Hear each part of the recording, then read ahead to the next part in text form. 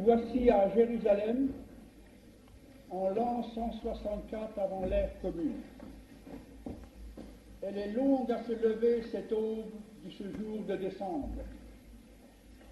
Un vent froid balaye la ville encore saisie de peur.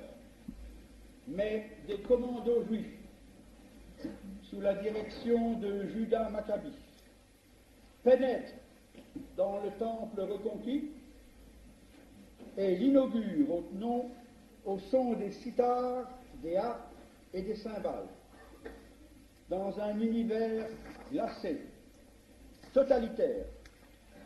Une poignée d'hommes soutenus par l'enthousiasme de tout un peuple proclame la sainteté de la révolte pour la liberté, le droit indestructible de tout homme, juif et non juif, à son identité, sa culture, son histoire. C'est pour cela que cette semaine, ce soir, à l'heure d'allumer la seconde bougie de la fête de Hanouka, toutes les communautés juives du monde manifestent pour la liberté de nos frères d'Union soviétique qui, semblables au peuple de Judas Maccabi sur la terre d'Israël, sentent peser sur eux le joug de l'intolérance et de l'humiliation. C'est pour cela que cette soirée de solidarité avec le judaïsme soviétique, où nous avons la joie d'accueillir Maître Robert Badinter, qui évoquera le combat des Juifs d'Urs pour les droits de l'homme, et nous accueillons avec la même joie Madame Hélène Siné, professeure de droit, qui assurera la présidence. Cette soirée est également dédiée à tous les hommes, à toutes les femmes qui, à l'Est ou à l'Ouest, sont persécutées en raison de leur foi, de la couleur de leur peau ou de la lutte pour la liberté. La liberté de l'homme est indivisible. Lutter pour Anatole Sharansky, au secret dans son cachot de Moscou, c'est lutter en même temps pour les solitaires torturés en Amérique du Sud ou en Asie. Que ces frêles bougies de Hanouka, que nous voulons allumer dans un instant, éclairent les ténèbres des cachots du monde entier. Que leur lumière soit celle de la liberté de tous les peuples et de toutes les minorités.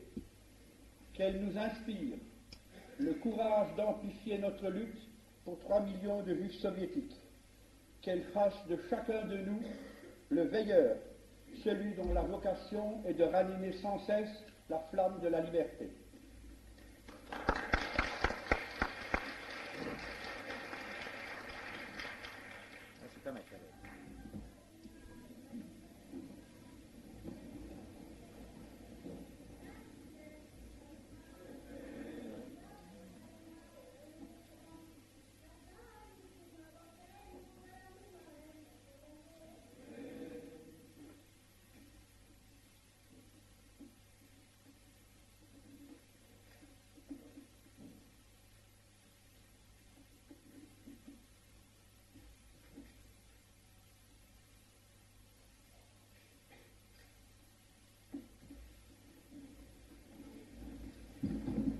Madame Siné, vous avez la parole.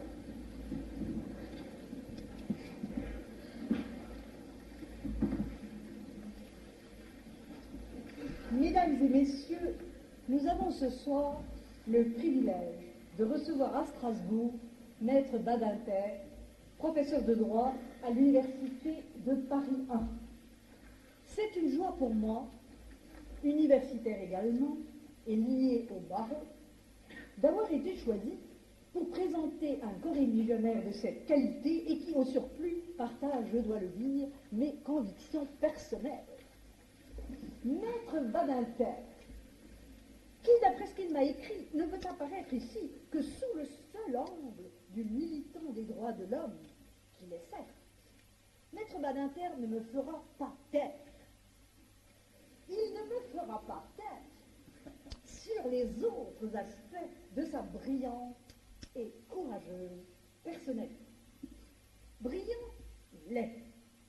Licencié en lettres, licencié en droit, diplômé de l'université Columbia de New York, puis le barreau, 15 ans après l'agrégation de droit, dans la foulée, Professeur, avocat réputé, il est vraiment polyvalent.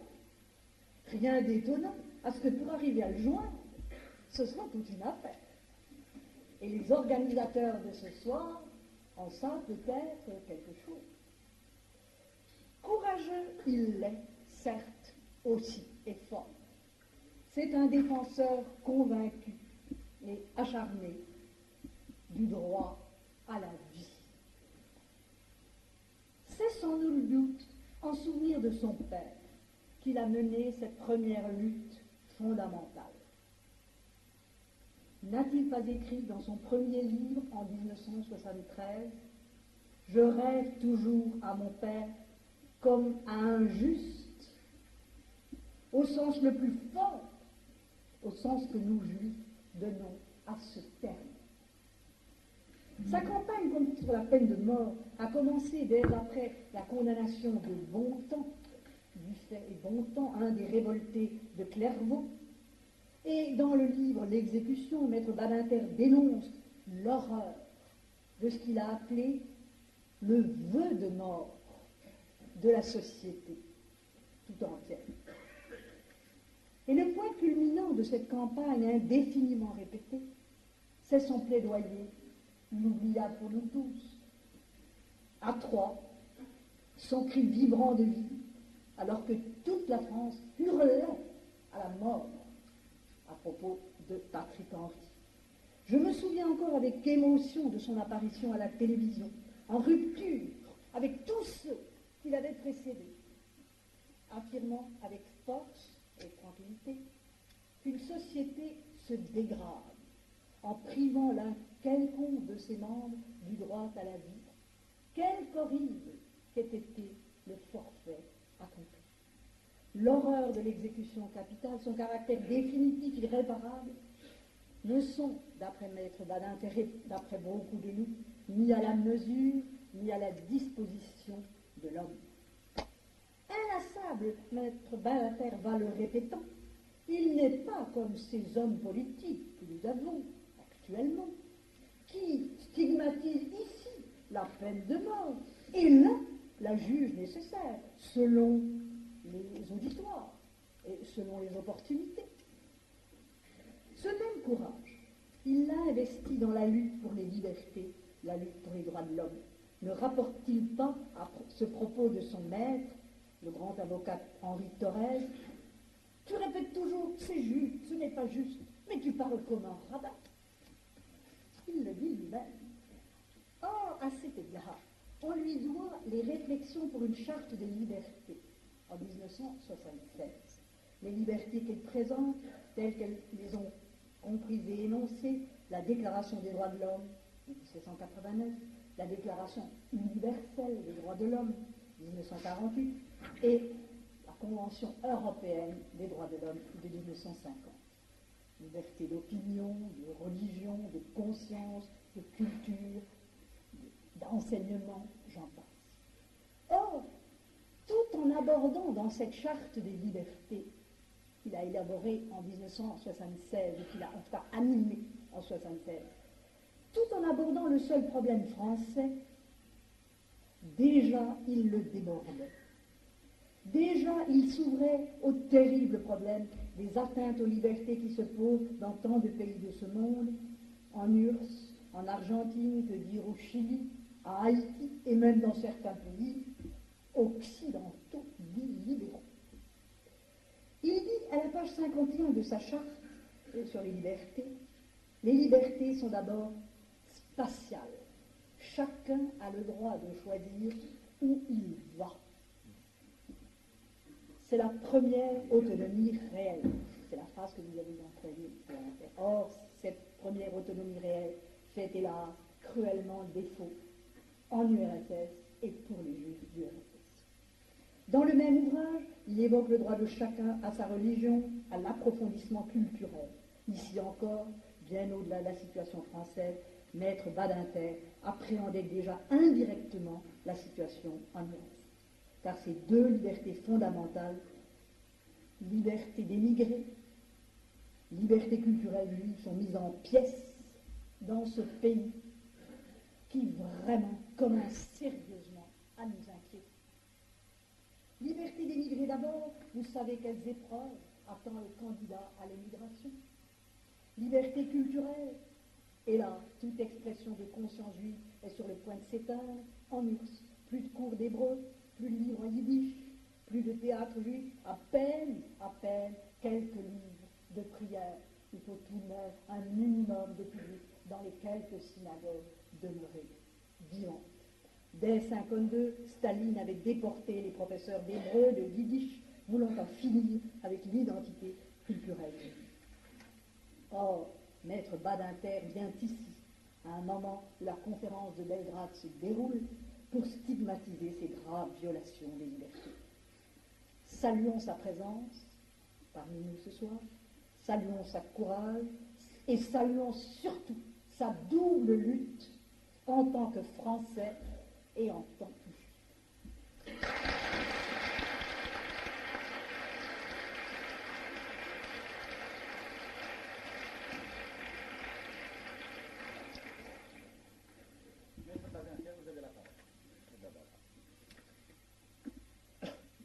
Monsieur le grand rabbin, monsieur le consul, monsieur le président, monsieur le vice-président, mes chers collègues, mesdames, mesdemoiselles, messieurs, enfin vous tous. Je suis venu ici, en effet, avec quelques difficultés en ce qui concerne la convocation. Madame Sinet a eu raison de le dire. Et je savais que le plus fort, c'est difficile, j'ai une voix assez basse, mais peut-être la radio, le micro pourrait mieux fonctionner. J'ai une voix assez basse et j'ajoute que... Merci. Merci. Est-ce que ça va mieux comme ça? Que je suis astreint, pour des raisons aisément concevables, à me servir que trop de mon organe vocal. Alors le résultat, c'est que le soir, je croise difficilement. Mais si vous n'entendez pas, ça veut dire que la sono ne marche pas, alors vous protestez, comme vous l'avez fait tout à l'heure, et à ce moment-là, l'électricien de service arrangera ça très facilement. Parce que je disais que je sais que lorsque l'on arrive ainsi, parmi des amis, il y a toujours plusieurs mauvais moments à passer. Celui du départ, parce que, ma foi, il faut s'arracher, que le dernier coup de téléphone fait qu'on risque d'avoir un infarctus tellement on se dit qu'on va rater l'avion. Une fois qu'on est dans l'avion, il y a l'idée qu'il faut dire quelque chose, parce qu'on ne vient pas seulement pour saluer le grand rabbin, même si on a grand plaisir à le faire. Et puis, inévitablement, il y a l'ami de service qui fait votre éloge funèbre. Et on entend, comme ça, des propos, oui, de lui, et alors on a l'impression qu'on est déjà au plan horizontal, et qu'au-dessus de vous, un peu au-dessus de vous, on est en train de vous enterrer avec des fleurs, bien entendu, mais que c'est un panégyrique en forme de curriculum. Ça, c'est trop. Un panégyrique en forme de curriculum vitae, et que ma foi, c'est fini. Qu'après ça, les amis passeront, ils diraient, il était gentil, puis c'est terminé. Pour l'éternité, je réserve, bien entendu, M. Paradin, de ce que nous savons. Alors, heureusement, ce moment-là est terminé. Je n'ai que, uniquement dans l'amitié et les bons sentiments de Mme Sinet, quelque chose à voir avec le personnage qui vous a été présenté. En réalité, celui qui vient à vous ce soir, c'est un commis voyageur qui passe à Strasbourg pour y parler de violations particulièrement graves, particulièrement constantes et particulièrement significatives des droits de l'homme. Si nous sommes ce soir ici, il faut d'abord, je crois, y penser, une réunion parmi d'autres. Vous avez dans mon dos une affiche qui indique bien que c'est la semaine mondiale de solidarité avec les Juifs d'URSS, ça veut dire en France, il y en a d'autres qui se tiennent en ce moment, en Europe, dans le monde entier, d'autres militants des droits de l'homme comme vous sont réunis pour protester contre la condition faite aux Juifs d'URSS. Et quand on pense à cette condition et à l'effort que nous poursuivons, le but de cet effort, regard de cette condition, apparaît assez clairement. Car enfin, qu'est-ce que nous poursuivons? Sinon de tenter d'éviter que les Juifs de l'URSS ne deviennent les Juifs de l'oubli, les Juifs oubliés là-bas. De l'autre côté, les Juifs voués au découragement, à l'abandon, au silence.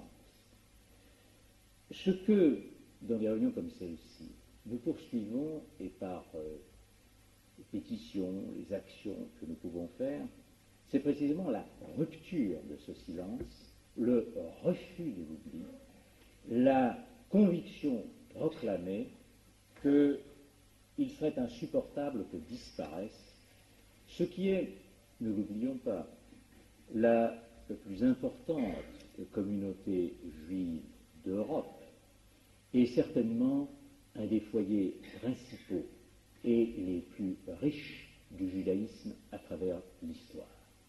Ce faisant, j'ai l'impression de remplir le devoir de famille, de faire un mitzvah. Je n'oublie pas que mes parents sont venus de là-bas. Je n'oublie pas que c'est au hasard des courants de l'histoire que je dois d'être ici, que si ma grand-mère maternelle, totalement illettrée, et au-delà même de la notion de pauvreté, n'avait pas un jour décidé qu'il était intolérable que ses fils connaissent l'humiliation, je ne serais pas ici. Et que si mon père, en effet, que je puis révérer comme injuste, n'avait pas décidé qu'il ne pouvait plus supporter tant de déceptions au regard d'un jeune cœur révolutionnaire et s'il n'avait pas quitté la Russie en 1921, tant la déception était forte pour lui, je ne serais pas ici non plus, que je ne serais probablement pas là du tout, de toute manière, comme tous ceux de mes cousins qui ont vécu du côté de Kishinev les années 1941-1945. Par conséquent, il était tout à fait normal, en ce qui me concerne, que je sois là, et tout à fait réconfortant, en ce qui nous concerne tous, que vous ayez accepté de venir ensemble penser un instant ou une heure, plus précisément, aux Juifs de Lurs. Ils ont eu, les Juifs russes, une longue histoire, et une histoire douloureuse. Une histoire d'ailleurs sur laquelle on est assez silencieux, une histoire qui se perd volontiers dans les ténèbres, que rien de ce qui se passe en Urs à cet égard ne favorise comme connaissance. Et ce que nous frappe, voyez-vous, c'est que le risque immense où ils sont, et pour lequel nous pouvons quelque chose, c'est que les Juifs d'Urs ont, pour partie, échappé au génocide physique qui a été celui qu'on fait peser sur eux comme sur nous, les hitlériens, peut-être plus directement encore dans les plaines de l'Est européen, et qu'ils risquent d'être engloutis par une sorte d'anéantissement culturel, d'anéantissement de leurs droits, dans ce que je voudrais appeler, sans qu'il y ait de la part, je crois là, quelque chose d'excessif dans le propos, une sorte de génocide de l'âme juive russe. Ce n'est pas rien, les âmes mortes, les Russes le savent bien, et pour des Juifs, la disparition des âmes juives, même si les corps subsistent, ce n'est pas aussi douloureux que les millions de martyrs, mais c'est déjà une cause suffisante pour qu'on puisse y penser et à l'occasion se croiser pour elle. Alors, tout à l'heure, notre vice-président, Zborski, a tenu à dégager la signification au-delà de cela de la réunion de ce soir. J'ai dit elle s'insère dans le cadre d'autres réunions. Elle s'affaire au cadre d'autres réunions concernant les Juifs d'Urs, mais je pense que ce n'est pas seulement au regard des Juifs d'Urs qu'il faut prendre la mesure de notre rencontre. Car, en cette circonstance, je souhaiterais, avant d'aller plus avant dans le détail de ce que subissent les Juifs d'Urs, rappeler à ceux qui sont présents qu'il y a d'autres communautés juives souffrantes de par le monde.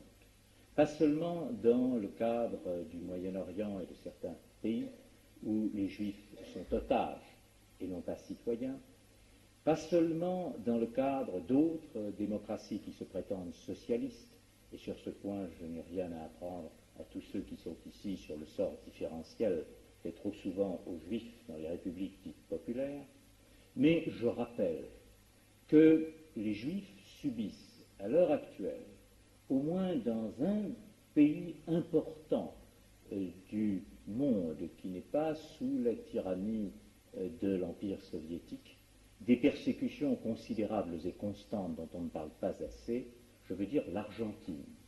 Je saisis cette occasion pour vous rappeler que sous l'influence néo-nazie, extraordinairement vivace et cruelle à l'heure actuelle en Argentine, dans la répression de masse poursuivie par le néo-nazisme argentin, qui à cette heure constitue l'organisation la plus sanglante et qui règne sur le monde et attente aux droits de l'homme en dehors du Cambodge, eh bien en Argentine, les victimes privilégiées du fascisme et du néonazisme argentin sont les Juifs. Et nous avons eu à cet égard, dans le cadre d'Amnesty International, dont je suis un militant dévoué, nous avons eu des précisions terribles qui seront bientôt publiées en livre blanc sur les formes de pogroms ponctuels que pratiquent avec dilection les néo-nazis argentins. On conçoit d'ailleurs que sur ce point, ils aient des maîtres tout à fait compétents, puisque vous savez combien de nazis ont gagné l'Argentine et combien de Reichsführer SS, à l'heure actuelle, continuent encore à exercer leur talent de préférence sur leurs victimes habituelles. Par conséquent, les persécutions ou les atteintes aux droits de l'homme que nous avons évoquées, dites-vous bien qu'elles prennent leur sens au regard de ces autres persécutions et de ces autres atteintes aux droits de l'homme, le judaïsme étant ainsi, encore une fois, le lieu géométrique de la souffrance humaine. Mais j'irai plus loin. Vous avez raison de le dire, quand on prend la mesure d'atteinte aux droits de l'homme, il ne faut pas se cantonner à telle ou telle atteinte à l'égard de telle ou telle minorité. Et c'est encore plus vrai quand ceux qui se croient sont juifs.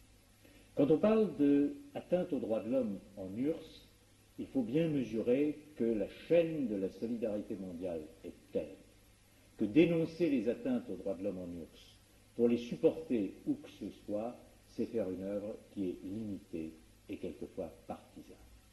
Il y a à l'heure actuelle dans le monde une véritable internationale de la torture.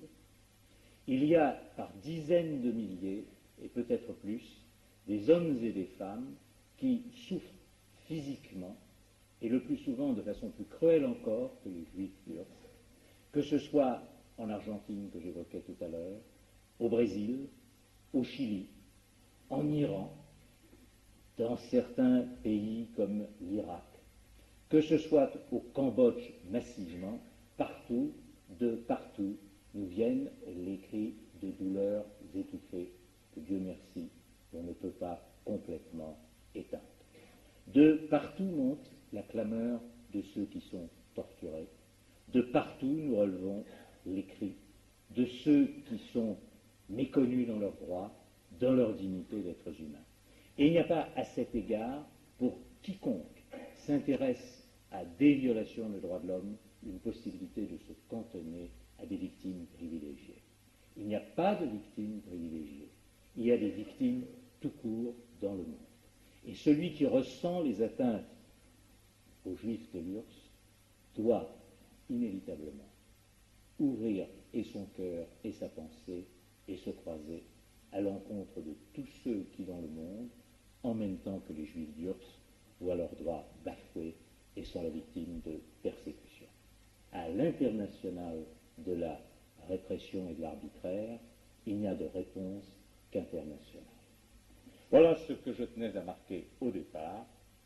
Et maintenant, nous entrons dans le cadre de ce qui est le thème de ce soir. Tout à l'heure, s'il y a des questions, nous tenterons tous les trois d'y répondre, plus spécifiquement sur cet aspect des choses. Et j'ai, en universitaire consciencieux, pris beaucoup de notes dans les 10 derniers jours. J'ai amené un minimum de documents, mais quelques-uns quand même. Je considère toujours que quand on parle d'atteinte au droit, c'est facile, enfin, douloureusement facile de se laisser aller au lyrisme émotionnel. Qu'il est aisé de faire naître l'émotion. Mais je pense pour ma part que quand on s'adresse un homme libre à des femmes et à des hommes libres, ce n'est pas ainsi qu'il faut procéder. Et que plutôt que de faire naître la passion émotionnelle, il faut essayer de prendre lucidement la mesure des choses. Après, l'émotion, ma foi, elle naît seule et on la conserve comme le foyer vivant dans son cœur. Mais au départ, savoir, l'essentiel, savoir. Alors, où en sommes-nous? Et pourquoi en sommes-nous là en ce qui concerne les Juifs d'Urs?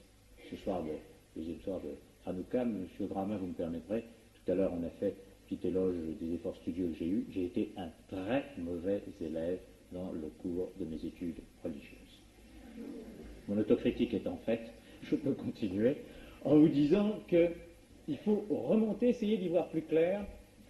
L'idée que c'est l'archétype culturel, que c'est simplement parce que, ma foi, nous sommes en Russie et que traditionnellement l'Empire russe a été celui de l'antisémitisme forcené, du pogrom constant et du mépris des Juifs, et que l'âme d'Ivan le Terrible a survécu à travers celle de Staline, bref, celle que d'aucuns spécialistes d'histoire du stalinisme considèrent comme étant une explication géoculturelle suffisante, je n'y crois pas.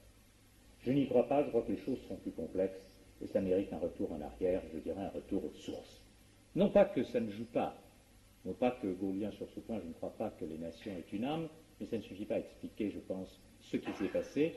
Ça vaut la peine, puisque nous sommes là sous l'auctoritas de l'université, ça vaut la peine d'essayer d'y réfléchir et de voir comment les choses sont arrivées. Parce qu'il faut partir ici du point 1917. Quelle est la position léniniste fondamentale en ce qui concerne le judaïsme? Qu'est-ce qui se passait au moment où les bolcheviks prennent le pouvoir? Quelle est l'approche des bolcheviks, des révolutionnaires, au problème des juifs dans l'Urs qui crée? Eh bien, ces origines, et Annie Grigel les a très très bien présentées à plusieurs reprises, dans ces origines, l'approche bolchevique est une approche complexe. Elle est une approche complexe, que d'ailleurs Lénine a définie à plusieurs reprises, notamment à propos du Bund, et on va dire qu'elle se résume en 3 propositions. La première proposition, c'est l'émancipation. L'émancipation, il faut que les juifs d'Union soviétique, enfin les juifs du nouvel État, soient émancipés. Émancipés, c'est-à-dire qu'on doit au départ ramener le judaïsme à sa dimension religieuse et culturelle. Ceci est très net dans la pensée de Lénine. Il faut absolument briser les ghettos. Et c'est la raison d'ailleurs pour laquelle, vous le savez, le courant et la participation juive dans le mouvement révolutionnaire a été si grande. Avec d'ailleurs une conséquence que n'avaient certainement pas prévue les premiers révolutionnaires juifs russes, mais j'ai là les chiffres, alors que vous aviez en URSS 1,82% de juifs en 1919, vous aviez près de 6% de juifs membres du parti. Par conséquent, une très vive participation bolchevique des juifs. Ce qui aura d'ailleurs une conséquence, c'est que pour la masse du peuple russe, ils considéreront que la bolchevisation est aussi une judaïsation. Et ceci jouera à un certain moment pour faire renaître l'antisémitisme quand on ressentira la pesanteur de l'appareil du parti. Le phénomène s'est trouvé aussi en Pologne d'une autre manière joué après les années 45. Mais en tout cas, au départ, c'est le judaïsme. On doit casser le ghetto et le rendre à ce qui n'est qu'une dimension spirituelle et religieuse. Mais ça, c'est le temps 1, c'est le temps de l'émancipation. Le temps 2 est plus subtil. Il n'y a aucune raison dans la pensée léniniste pour que, alors que partout on se préoccupe de désaliéner, que l'on appelle désaliéner religieusement l'ensemble du peuple russe, on considère que les juifs, eux, doivent rester attachés à leur religion. Par conséquent, en même temps que l'on cassera le ghetto temporel, en même temps, on essayera, par la propagande athéiste et la propagande marxiste, de libérer les juifs du judaïsme. Et enfin, dans l'union à venir des peuples de l'URSS, eh bien, il y a lieu d'absorber complètement le judaïsme, de lui laisser une espèce de reconnaissance nationale, c'est l'idée du peuple juif, mais en aucun cas, et dès l'origine, d'accepter l'idée du sionisme, c'est-à-dire que la patrie des juifs russes puisse se trouver ailleurs qu'en URSS. Et ceci est la position radicale prise dès le départ par Lénine en ce qui concerne les hommes du Bund, marquera de bout en bout l'approche bolcheviques au problème juif. Alors, évidemment, au départ, les choses étaient simples. Vous avez les lois qui sont intervenues. La première, d'ailleurs, est due, ça ne surprend personne, à Kerensky, c'est le pré-bolchevisme. Et ensuite, l'acte du 15 novembre 1917, la Déclaration des droits des peuples de Russie, qui met un terme à toutes les formes de discrimination en ce qui concerne les Juifs. Les choses, cependant, ne prendront pas le tour espéré par Lénine. Et c'est très remarquable parce que dans le courant des années 20-30, vous avez, indépendamment du problème de Staline lui-même, vous avez une sorte de désenchantement de cette approche. Pourquoi? Parce que, d'un côté, eh bien, il y avait les juifs bolcheviques, les juifs socialistes. Et alors, ceux-là, l'idée prônée par Lénine qu'il fallait au départ respecter la culture juive, pas la culture religieuse, la culture yiddish, le théâtre juif, les revues juives, les revues écrites en langue yiddish, tout ça a été promu. Eh bien, cette idée-là est volontiers dans la mesure où les juifs bolcheviques, type Trotsky, véritable militant bolchevique, étaient passionnés par le socialisme, mais avaient tourné le dos au judaïsme. Et qu'à l'inverse, les masses juives, elles, continuaient à être passionnées du judaïsme et très indifférentes au socialisme. Et par conséquent, dans ces deux dimensions, l'idée du juif ayant une culture juive non religieuse et adhérant au socialisme de façon militante s'était qu'on trouvait dans les faits deux fois. Et par conséquent, on allait l'abandonner. On allait l'abandonner en même temps d'ailleurs que l'empire stalinien, et l'empire stalinien sur les hommes et sur les âmes, allait se développer. Et pour Staline, c'est très simple, c'est une dialectique sublime. L'antisémitisme, pour Staline, c'est le cannibalisme. Il l'a écrit. C'est merveilleux quand on pense au degré de cannibalisme auquel il est parvenu à la fin de sa vie, au moment du procès des Blouses Blanches, mais il l'a déclaré en 1931, je cite, « L'antisémitisme est une survivance du cannibalisme primitif, rien de moins. Et c'est une philosophie hostile et insupportable dans le régime soviétique. » Mais en même temps qu'il faisait cette belle proclamation, eh bien, la réalité changeait. Et elle changeait pas seulement par des explications sur l'antisémitisme naturel de Staline, mais parce que c'est l'époque du durcissement du régime, et tout ce qui, de près ou de loin, peut se heurter au centralisme stalinien, tout ce qui ne tombe pas dans le moule de l'homme soviétique tel que le pense Staline, doit disparaître.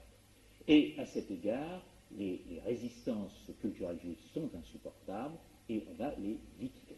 J'ajoute que, ne l'oubliez pas non plus, un certain nombre des rivaux et ennemis de Staline étaient des juifs qui avaient atteint, dans le cadre du parti, des dignités telles qu'il nécessairement a fallu les liquider. Que le nombre des juifs liquidés par Staline dans les hauts cadres du parti est considérable compte tenu de leur importance. Alors, à cet instant va commencer la période de persécution.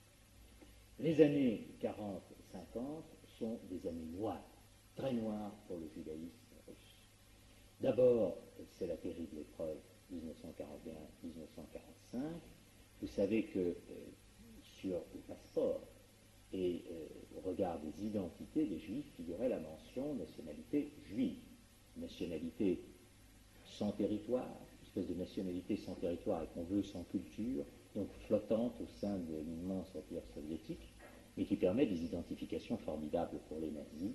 Et évidemment, les pertes physiques du judaïsme ont été là aussi considérables. Le chiffre est très simple.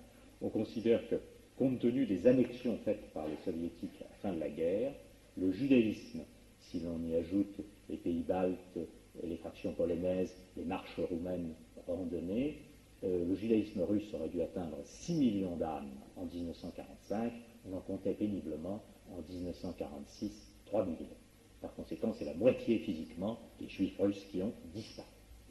Mais le lendemain, la victoire n'a pas été celle de l'apaisement en ce qui concerne les juifs. À ce moment-là, l'Union soviétique a basculé, véritablement basculé, dans l'antisémitisme et dans l'antisémitisme officiel. Pour plusieurs raisons. Pour plusieurs raisons, la première est une raison qui n'est pas spécifiquement liée au judaïsme.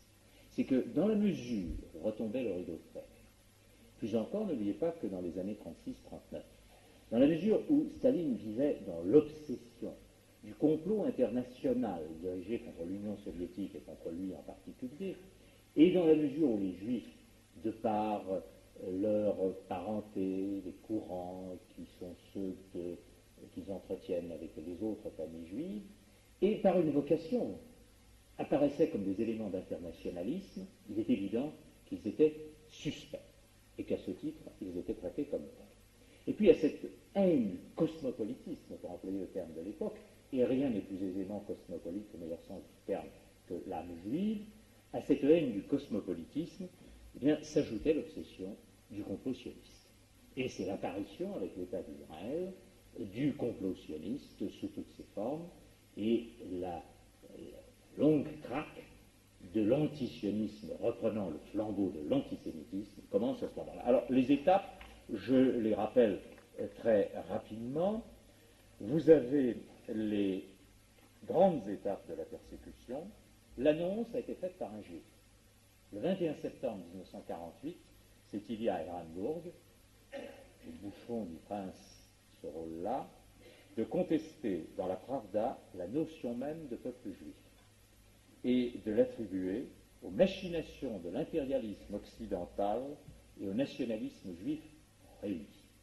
J'ai connu à Hambourg, le hasard des choses a fait que lorsque je me suis rendu pour la première fois en URSS, il y a longtemps de cela, au lendemain de la mort de Staline, j'ai rencontré et parlé longuement à Ehrenburg. Si quelqu'un méritait l'adjectif de cosmopolite, c'était indiscutablement lui. Il avait sur un visage qui beau d'ailleurs, témoignait d'une très grande intelligence, cette expression de lassitude et d'amertume que seuls peuvent receler ceux qui ont eu la conscience d'avoir successivement trahi toutes leurs convictions et tous leurs amis pour sauver leur situation. Fait à Ehrenburg, leçon de Willet. Le 12 août 52, 24 écrivains et intellectuels juifs ont été exécutés pour la première fois officiellement comme antisionistes. Et en février 53, vous vous en souvenez, c'est le procès des 12 blanches.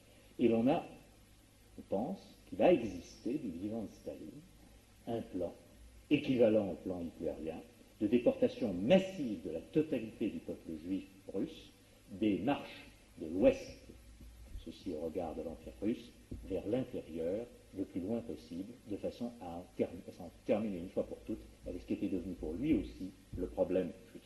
La mort de Staline a arrêté cela, et c'est à partir de là, de 1960 à 1900, enfin à partir des années 53 à 1970, 1953 et 1968 d'abord, que l'on peut dire que l'antisémitisme a revêtu en URSS l'aspect que sensiblement il a aujourd'hui. Avec ces cristallisations, d'abord un antijudaïsme, c'est-à-dire la détestation de ce qui est la religion juive parce qu'elle apparaît comme un foyer de résistance à ce qui est l'uniformité des esprits. Vous avez un antijudaïsme religieux, vous avez un antijudaïsme culturel, vous avez une volonté de conformisme qui ne supporte pas le particularisme juif, vous avez aussi, c'est un élément trop négligé, cette conjonction entre les intellectuels dissidents et les juifs qui n'acceptent pas, les juifs du refus. Pourquoi? Parce qu'ils militent comme vous, et d'une façon plus dangereuse que ce soit pour les droits de l'homme. Bien sûr, les intellectuels dissidents, c'est parce qu'ils les veulent dans l'Union soviétique, et les juifs, c'est souvent parce qu'ils veulent quitter l'Union soviétique, mais il y a là une rencontre avec, bien entendu, une identité de traitement de la société soviétique à l'égard de ce double race contestataire. Et puis vous avez enfin l'antisionisme, et sur ce point, nous aurons l'occasion d'y revenir, l'antisionisme, qui est à la fois ici une expression et une inspiration de l'antisémitisme. Alors, comment cela va-t-il se manifester? Eh bien, sous toutes les formes. Sous toutes les formes, je vais vous en citer quelques-unes. Je prendrai d'abord les plus simples, celles qui curieusement suscitent le moins de révolte, et qui à la longue sont les plus significatives et qui détruisent l'esprit et l'âme du judaïsme. Je veux parler des refus, du refus obstiné apporté par les autorités soviétiques à tout ce qui est spécificité juive, et en particulier la spécificité la plus tragique, celle qui marque le destin juif, je veux dire la spécificité du martyre. Non pas que l'Union soviétique n'ait pas souffert cruellement, c'est un fait. Non pas qu'elle n'ait pas perdu des millions de morts, mais il demeure qu'au sein des grandes souffrances du peuple russe, du peuple soviétique, il y a eu les souffrances spécifiques des Juifs en tant que Juifs. Eh bien cela, l'Union soviétique ne l'accepte pas. En 1963, c'est l'histoire, vous en souvenez peut-être, du ravin de Babi-Yar, qui est un des hauts lieux du martyre juif dans ce monde, puisque là, à côté de Kiev, on a fusillé puis enterré pendant des mois, et qu'il existe le reste d'un charnier où 100 000 juifs ont péri et ont été enterrés. Eh bien, obstinément, Khrouchtchev s'est toujours opposé à ce qu'il y ait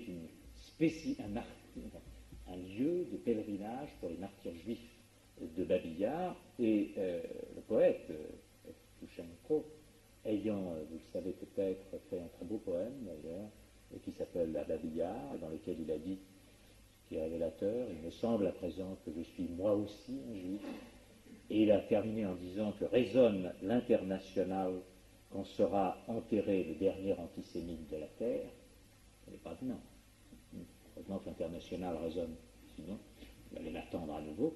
Eh bien, on lui a fait dire que ça n'allait pas comme ça, et il a fallu qu'il ajoute quelques lignes au poème pour marquer qu'il fallait d'abord commencer par les Russes, puis par les Ukrainiens, puis par les Juifs.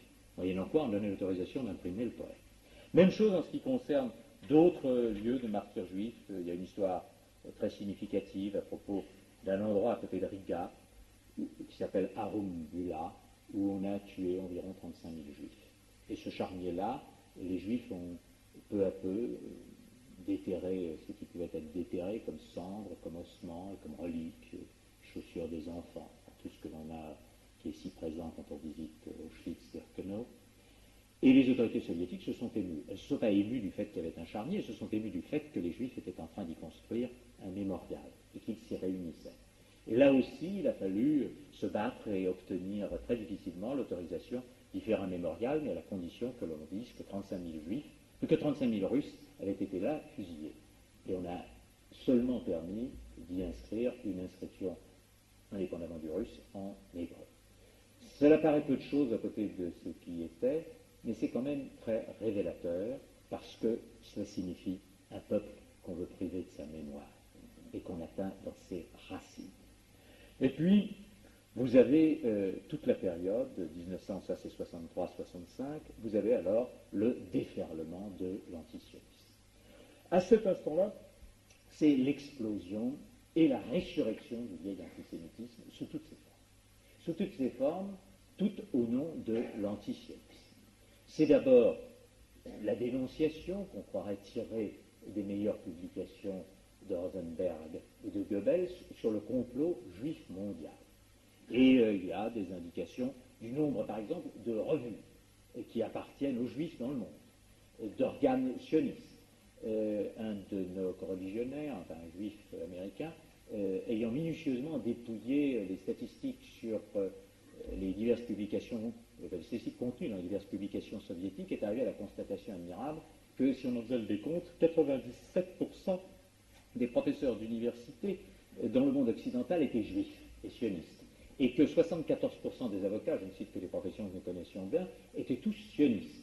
Et quant au total des revues, ça dépassait les revues sionistes toutes les possibilités d'impression du monde occidental. Mais n'importe, c'est comme ça. Et puis il y a les caricatures.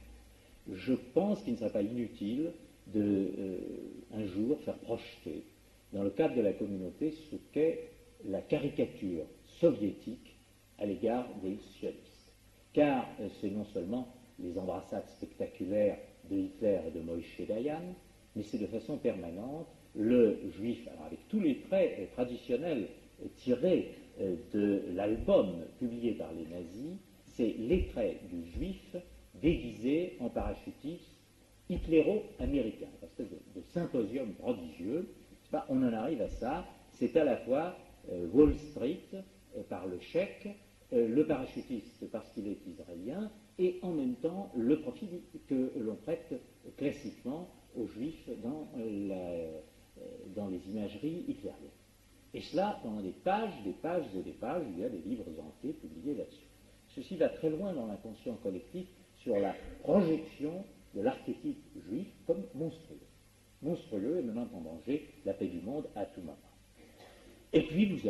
fabrication classique des faux. Et sur ce point, je peux en parler en connaissance de cause. C'est un des bons moments de ma vie judiciaire, j'en ai eu quelques-uns, pas toujours, mais enfin j'en ai eu quelques-uns, et celui-là est un des plus étonnants. Je plaidais avec des amis pour la LICA, et nous plaidions à propos d'une première utilisation de la loi nouvelle de 72 contre le racisme. Nous avions dans les mains une publication faite par le système de reproduction en France de l'agence soviétique Novosti. Et là, vous avez un texte extraordinaire. C'est un texte qui puait l'antisémitisme de l'arrière-arrière-grand-papa. Et c'était directement, alors, les bonnes vieilles légendes, n'est-ce pas, on se fait des petits festins de catholiques, on boit un peu de sang d'un malheureux enfant chrétien, les juifs doivent par-dessus tout persécuter les non-juifs, leur prendre leur argent de toute manière, les tuer s'ils en ont l'occasion, les asservir de toutes les façons. Enfin, le classique festival de l'antisémite que l'on appellerait ailleurs primaire. Et ce texte était extraordinaire, bien entendu, nous avions déféré un correctionnel, et il était, je le rappelle, publié par une agence officielle soviétique. Tout ça serait, en soi, pas tellement surprenant si la suite n'avait permis de voir quelle était l'origine du texte. Car de Jérusalem nous est arrivé un savant spécialiste du décryptage des écrits antisionistes, et en même temps que son savoir, nous est arrivé l'original de la version antisioniste. Et cet original était, mot pour mot, un ouvrage de 1906 et qui dénonçait le complot juif mondial. L'ouvrage de 1972 s'appelait L'école de l'obscurantisme. L'ouvrage de 1906 était d'un nommé Kossoff. Ce Kossoff, nous avions la version d'origine du texte, et ce texte avait été fabriqué par la police tsariste en 1905 pour déclencher les pogroms dans la région de Kiev, et ce texte du nommé Kossoff et des Sangs Noirs avait été vilipendé et dénoncé par Lénine lui-même comme étant l'expression de la plus ignoble calomnie que puisse sortir des services secrets de la police tsariste d'État, le Kremlin. Et c'était ce texte, dénoncé par Lénine, qui avait été réutilisé, mais mot pour mot, parce qu'on n'a pas voulu se fatiguer ce jour-là dans l'officine en question, et on avait été revenu aux sources, avait été réutilisé mot pour mot en changeant simplement le mot de juif par le mot de sioniste. Et jamais nous n'avons eu une décalque aussi saisissante de l'antisémitisme traduit comme antisioniste. Là, on y était allé très simplement. Et c'était prodigieux. Prodigieux si vous pensez qu'on avait affaire à un texte dénoncé comme un faux abominable par Lénine lui-même et réutilisé par le régime soviétique mot pour mot au nom de l'antisionisme. Je laisse cette condamnation de côté.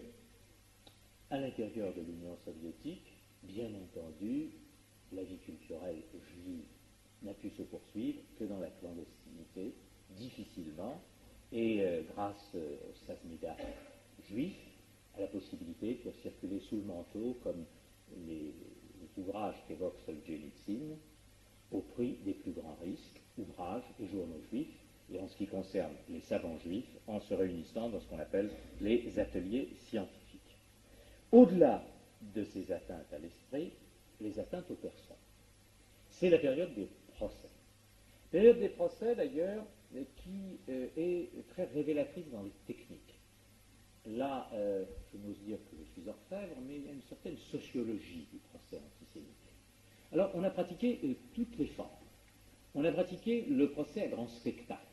La superproduction type Leningrad 1970, vous vous en souvenez. Alors là, c'est la condamnation à mort. C'était allé trop loin. C'était allé trop loin parce qu'il y a eu une mobilisation internationale. J'ajoute que par une de ces coïncidences dont l'histoire a le secret, vous vous souvenez qu'on a condamné à mort à Leningrad des Juifs qui avaient voulu détourner en avion en même temps que l'on condamnait à mort à Burgos. C'était les derniers moments du franquisme. Et alors, évidemment, de toutes parts, la protestation est venue, et quand on protestait pour l'un, on ne pouvait pas ne pas protester pour l'autre. Et à cet égard, le torrent a été si violent que l'on n'a pas procédé aux exécutions, c'est une décision ultérieure, et il y a eu le deuxième procès, moins connu, de Leningrad. À cet égard, je cite une anecdote. elle est arrivée le matin, 3 jours avant le procès, à Leningrad, un professeur de l'université de Los Angeles, le professeur McGee. Le professeur McGee est un des grands champions des droits de l'homme aux États-Unis, et il s'était notamment illustré quelques semaines plus tôt, et les Izvestia en avaient rendu largement compte, en défendant Angela Davis.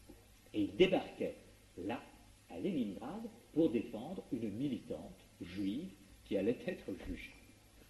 Et évidemment, en tant que ayant été salué par la presse soviétique comme un héros des libertés, il s'est dit, on ne peut pas non plus être suspect de judaïsme, bien qu'il y ait quelques juifs noirs, qui sont assez rares. Il s'appelait McGee, d'origine écossaise, avec un passage certainement africain de ses pauvres ancêtres, qui nous rejoignent dans l'histoire du martyrologue, dans le martyrologue mondial.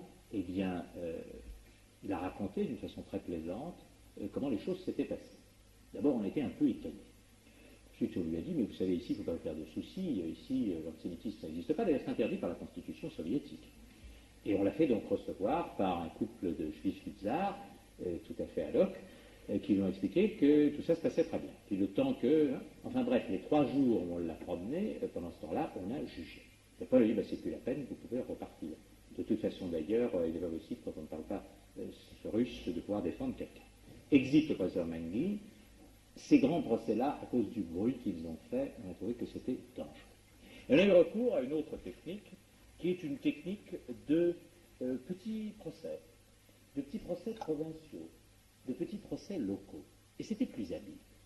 Parce que, même si les Juifs ont l'habitude de la persécution et de la souffrance, il faut reconnaître que les hommes sont des hommes. Et que si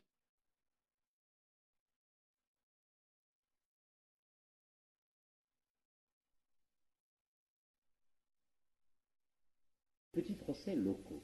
Et c'était plus habile. Parce que, même si les Juifs ont l'habitude de la persécution et de la souffrance, il faut reconnaître que les hommes sont des hommes. Et que si on prend celui qui a demandé un visa, et qu'on s'arrange pour le passer en justice, si telle ou telle qualification juridique facile à faire, avec une provocation, 3 voyous l'ont agressé, il devient un hooligan, même si c'est un père de famille respectable qui vient de visiter sa femme à l'hôpital, il s'est battu, c'est donc un hooligan. On remarque que les 3 voyous ne sont jamais condamnés, d'ailleurs, comme ils occupent un poste important dans la milice, c'est pas la peine. Mais par contre, le juif, lui, est condamné comme étant un élément asocial. Quand on a fait ça 2 ou 3 fois dans une région dans laquelle il y a peu de chances qu'il y ait des observateurs, eh bien, un certain découragement vient chez ceux qui veulent ou qui songent à émigrer. Donc on a pratiqué une politique de petits visas, ça et là, de petits procès, ça et là, pour décourager. Et puis, vous vous en souvenez, en 1972, c'est le formidable décret 572, daté du 3 août, le Soviet suprême a établi le barème pour les candidats intellectuels à l'émigration. Je le livre. Il est réconfortant parce qu'au moins, il donne la mesure de la valeur que l'on accorde en Union soviétique aux choses de l'esprit, n'est-ce pas? C'est quand même un témoignage à rendre. Le licencié simple de l'université vaut 8200 roubles, le musicien 9600, voyez l'âge de la musique sur le licencié, le médecin tombe à 8300, c'est peut-être parce que l'on sait que l'Union soviétique, à cet égard, n'a pas de qualification aussi exigeante que par exemple l'État d'Israël. L'ingénieur, comme il y en a beaucoup, tombe à 7700, l'enseignant est à 4500, mais le docteur en sciences, lui, vaut 35 000. 35 000. 35 000 roubles sur 80 000 candidats, on a fait le calcul, 80 000 candidats juifs à l'émigration, 30% de diplômés de l'université, la rançon c'était 250 millions de dollars. Ça fait beaucoup de bruit, si vous vous en souvenez, et on s'est dit que là, la bureaucratie avait eu une mauvaise initiative, même pour payer le blé. Alors on s'est attaché à une lutte plus immédiate, et c'est la lutte contre l'émigration. J'ai évoqué, je disais tout à l'heure, cette espèce de persécution culturelle, j'ai évoqué les aspects les plus saisissants des procès, la rançon, mais c'est dans l'usure quotidienne que réside la meilleure façon de mettre en ordre les Juifs turcs. Je veux que chacun d'entre vous essaye à cet instant de s'imaginer dans la peau de son petit cousin, quelque part là-bas du côté de Kishinev. Comment est-ce qu'on fait pour sortir et essayer de gagner Israël? faut d'abord commencer par obtenir ce que l'on appelle le visa. Le visa, c'est la nécessité d'avoir d'ailleurs l'invitation, c'est-à-dire que de l'étranger, et plutôt d'Israël, viennent. La demande de quelqu'un qui vous dit « Viens, je t'attends, tu es mon frère, viens à mon foyer ». L'ennui, c'est que malheureusement, la correspondance n'est pas toujours secrète. Et notamment, le professeur Lerner a raconté qu'il avait été convoqué par le responsable syndical de son université qui lui avait dit vous avez reçu un bisoff. Ah, dit Lerner, c'est un scandale, c'est une provocation, donc vous devez le dénoncer demain dans le journal local. Vous avez expliqué que les sionistes vous provoquent à l'exil et que vous dénoncez ces mêmes. Je peux voir, a dit Lerner, il est reparti en amenant son bisoff, premier document sur lequel il ne pouvait pas sortir, ni même constituer le dossier. Ensuite, vous avez la deuxième pièce qui s'appelle la Caractéristica. Je ne suis pas sûr que mon accent russe soit celui qui devrait être, mais enfin. La Caractéristica a été réclamée, c'est une attestation de civisme. Une attestation de civisme qui vous est délivrée par l'administration du lieu du travail, et comme ça ne suffit pas, elle doit être contresignée par la section syndicale et la cellule du parti. Ça n'est pas si simple. Ça n'est pas si simple parce que, je n'ose dire que les attestations de civisme dans notre histoire française, ça évoque de mauvais échos du côté de la terreur, mais il faut quand même l'avoir. Et comme les soviétiques, tout naturellement, quand ils sont convaincus, estiment qu'il faut être à la fois dangereux et déséquilibré pour vouloir quitter l'Union soviétique et s'en aller notamment en Israël, la patrie du sionisme monstrueux, vous ne l'obtenez pas facilement. À cet égard, je cite l'histoire de M. Zingarevitch. Zingarevitch avait demandé son caractéristica. Il était membre de l'Institut géographique de Leningrad. Le 9 avril 1973 est tombée la réponse. 1. On considère Zingarevitch comme un traître, on l'exclut du syndicat. Ça n'était pas exactement le certificat de civisme. 2. On demande son renvoi immédiat de l'Institut géographique. Et 3. En tout état de cause, on refuse à tout jamais de lui remettre ses caractéristiques. Voilà pour la deuxième formalité. Après cela, et c'est bien plus subtil encore, il vous faut non seulement la demande qui vient de l'étranger et qu'on peut capter, non seulement l'autorisation de civisme qu'on peut contrôler, mais après il faut demander et prouver qu'on a obtenu l'autorisation de ses parents. Ce n'est pas le désir de vous maintenir en état de minorité jusqu'à un âge avancé, c'est parce que, officiellement, on veut être sûr que vous ne laissez derrière vous personne qui devrait être entretenu par l'Union soviétique, alors que le facteur productif de la famille est parti. Seulement, alors là, vivez-le concrètement. Il y a les vieux parents, et c'est douloureux de voir partir ces enfants. Il y a ceux qui ne sont pas attachés à l'idée sioniste, ou qui se sont accommodés de la situation existante. Il y a les enfants. Les enfants, eux, en effet, aussi, peuvent avoir leur situation. Et on sait très bien que chaque membre de la famille aura sa situation compromise, précisément parce qu'il y aura eu la demande d'un des leurs. Et la conséquence en est qu'on crée un obstacle familial et l'on suscite subtilement, éventuellement, le conflit familial en forçant celui qui demande, l'impétrant, à aller d'abord prévenir les membres de la famille et à forcer tout ce qu'ils peuvent avoir comme résistance, comme peur ou comme préoccupation personnelle. Puis une fois que vous avez tout ça, vous allez déposer votre dossier. Vous allez déposer votre dossier à l'OVIR. Cela prend, il y a sur ce point des témoignages dans le grand retour. Par exemple, à Kishinev, je m'arrête à Kishinev par retour aux sources. À Kishinev, il y a un fonctionnaire qui vient 2 jours par semaine à l'OVIR. Alors, comme il y a beaucoup de candidats, ils font la queue. Ils font la queue, mais comme la journée ne suffit pas et qu'il n'y a que 3 heures d'ouverture des bureaux, qui n'est pas pressé de évidemment vérifier les demandes, vous faites la queue pendant la journée. Et comme ça ne suffit pas, vous faites la queue la nuit qui précède. Et avec un peu de chance, vous faites la queue le matin qui précède la nuit. Et vous finissez ainsi par rester pendant 36 heures dans la rue en attendant de pénétrer dans le bureau de l'OVIR, où vous ne serez pas salué avec l'exquise suavité des hôtesses de première classe dans les compagnies internationales de navigation. Voilà tout ce qui fait les obstacles quotidiens. Puis quand vous êtes arrivé au port, c'est-à-dire quand vous avez obtenu que l'OVIR prenne en considération votre demande, il y a la décision. Et la décision, elle tombe de haut. Et comme elle tombe de haut et que le principe de contrôle de la légalité des décisions n'est pas exactement la préoccupation absolue à l'heure actuelle des autorités soviétiques, elle est totalement arbitraire. Et il faut qu'elle soit arbitraire.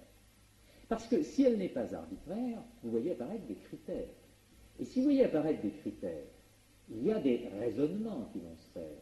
Et on va tâcher de gagner ou de satisfaire aux critères qui permettent d'obtenir l'autorisation de partir. Donc il faut que la réponse soit par définition totalement arbitraire et si possible complètement absurde. Car l'absurde, vécu par celui qui doit le parcourir, c'est le premier découragement, c'est l'itinéraire de Kafka. Si vous ne savez pas pourquoi vous serez admis, ni pourquoi d'ailleurs vous serez refusé, s'il n'y a pas de jugement ni premier ni dernier, s'il n'y a aucune motivation autre que discrétionnaire, vous prenez un billet de loterie, vous ne faites pas une demande.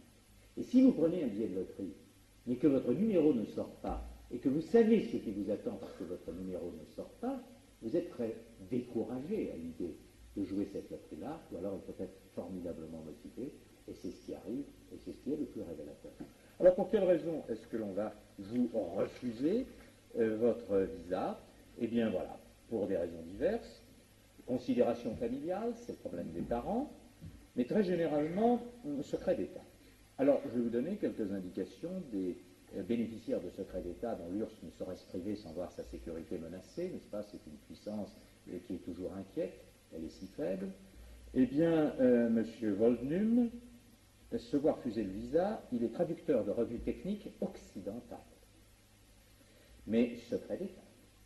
Le régulateur de téléphone de Kiev relève également du secret d'État. Il s'est beaucoup interrogé et on a décelé qu'il avait été militaire en son temps, il avait quitté l'armée 10 ans avant. Mais n'importe, le secret demeure. M. Zolokoutine était critique-guitare, secret d'État.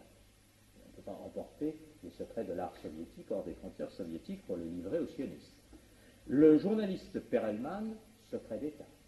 Il était, lui, critique littéraire à la Liturnaya Gazeta.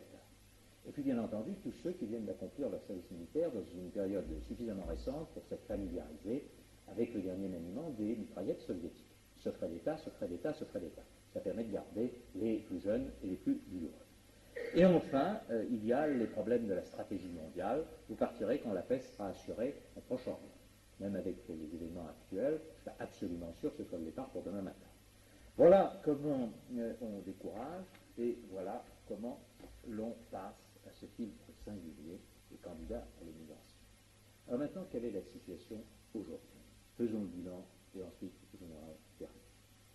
Eh bien, d'abord, il faut le dire, depuis 1974, et ici j'ai amené mes dernières sources, c'est normal puisque je suis à Strasbourg, ce sont les sources du Conseil de l'Europe, Assemblée consultative, le grand rapport sur la situation de la communauté juive en Union soviétique, et le rapport a été fait par le représentant et par le délégué, M. Per Hallmark, de la Suède. À cet égard, les chiffres sont là, les voici. En 1972, nombre de juifs admis à émigrer, 31 000. En 1973, 35 000. Et à partir de 1974, pour des raisons internationales, 20 500, 13 000 en 1975, en 1976, 14 000 pour 56 000 demandes officiellement recrues. Pourquoi cette décrue? À la fois pour les raisons que j'évoquais de politique internationale, et notamment des rapports entre l'Union soviétique et les États-Unis, mais aussi, et ceci vous concerne et nous concerne tous directement, parce qu'il y a une relative indifférence née de l'habitude de l'opinion publique occidentale. La condition des Juifs en URSS a cessé de mobiliser l'activisme des défenseurs des droits de l'homme. Ils ont affaire, les Juifs ont quelquefois aussi d'autres préoccupations, mais le fait est là. Alors, en même temps, et là, je dirais que diminuent les possibilités d'émigration, vous avez une détérioration de la situation des Juifs en URSS même. Parce que, et il faut bien le mesurer, il y a là une communauté de 3 millions d'êtres humains. il est vain d'espérer que ces 3 millions d'êtres humains, même si on ouvrait les frontières, vont d'un seul coup quitter l'Union soviétique et partir, pour un très grand nombre d'entre eux, en Israël, pour l'essentiel. Comme les soviétiques en sont tout à fait conscients, en réalité, le véritable problème, ou un des aspects essentiels du problème des Juifs d'Urs, c'est la situation des Juifs d'Urs qui ne sont pas en instance de départ pour Israël. Et quelle est cette situation? Alors, c'est la suivante.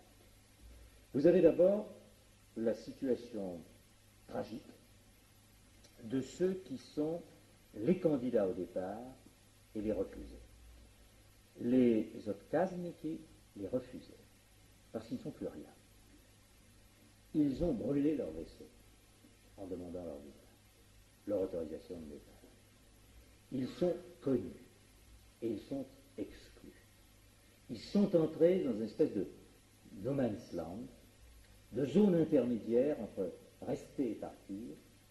Ils se sont démasqués, dirait-on, là-bas, et ils sont évidemment dans une situation de faiblesse totale. Combien de personnes? 2500 familles, estime-t-on, à l'heure actuelle, marginaux, beaucoup de scientifiques parmi eux. Pourquoi de scientifiques? Parce que ce sont ceux que l'on veut conserver le plus, pour rappeler le prix de la rançon, qui sont exclus, mis hors jeu de l'université, qui sont difficilement réunis dans des séminaires comme ça entre eux, ces ateliers du dimanche que j'évoquais. Et sur ce point, et sur leur liquidation, je dirais leur liquidation comme homme de science, vous avez des témoignages, et je ne citerai que celui du professeur Lvov, le professeur Lvov qui est prix Nobel, qui est un si grand défenseur des droits de l'homme, qui d'ailleurs, je l'indique au passage, n'est pas juif, contrairement à ce qu'on croit, et qui est protestant et d'origine polonaise. Il n'est pas juif du tout, mais qui est un fervent défenseur partout des droits de l'homme, et qui à ce titre est un défenseur des droits des Juifs d'Urs, et qui, dans un rapport fait, illustrait des exemples sur la situation de ces scientifiques en Urs à propos de Lerner, Alexandre Lerner, qui est un cybernéticien fort connu. Eh bien, lui, en 1971, lorsqu'il a demandé à émigrer en Israël, il a été démis de ses fonctions et immédiatement exclu du Parti communiste. Ces enfants, qui sont également des scientifiques, ont perdu aussitôt leurs emplois. Depuis cette date, ajoute Lvov, Lerner, qui en raison de sa notoriété internationale était souvent invité à participer à des congrès, ne peut plus quitter l'URSS. Et lors de ces... il rappelle une anecdote dans laquelle le vice-président de l'Académie des sciences a dit Lerner ne partira jamais, c'est un savant trop important. C'est-à-dire que la qualité humaine ici joue contre celui-là même qui en est le bénéficiaire. Vous êtes un scientifique de trop grande qualité grâce à vos vertus, on vous retiendra comme prisonnier. Et par ailleurs, le professeur Lvov cite aussi le cas de Levitch, éminent physicien, membre correspondant de l'Académie des sciences. En 1972, ce sont ses fils qui ont demandé à émigrer, pas lui. Il a été aussitôt convoqué par une assemblée de professeurs à l'université, démis de ses fonctions. Si vos fils ont demandé à émigrer, lui a-t-on dit, c'est que vous avez une mauvaise influence sur eux. Privé d'emploi, il a été accusé de parasitisme. Et comme cette fois-ci, l'opinion publique scientifique avait réagi en envoyant plus de 3000 lettres de protestation, on s'est contenté de le marginaliser et on l'a liquidé scientifiquement. Comment?